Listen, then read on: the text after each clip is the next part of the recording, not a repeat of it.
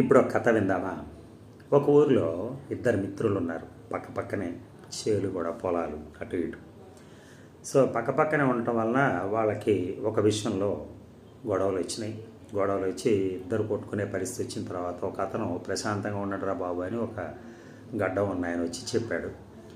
సర్లే అని చెప్పని ఆయన చెప్పిన విందామని చెప్పని ఎలా ఉండాలి ఏంటని కనుక్కుంటే, ఎవరో గొడవ పెట్టుకోకుండా ఎవరు పనులు చేసుకోండి, కలిసి పని చేసుకోండి, ఇంకా మీకు ఉపయోగం ఉంటుంది అది ఇది అని ఇలా కొన్ని మంచి మాటలు చెప్పాడు ఆయన. కోపం అనేది అసలు తెచ్చుకోకూడదు, కోపం మన ఆరోగ్యాన్ని దెబ్బతీస్తుంది అని. సరే అని అందరూ పక్కకు తప్పుకున్నారు.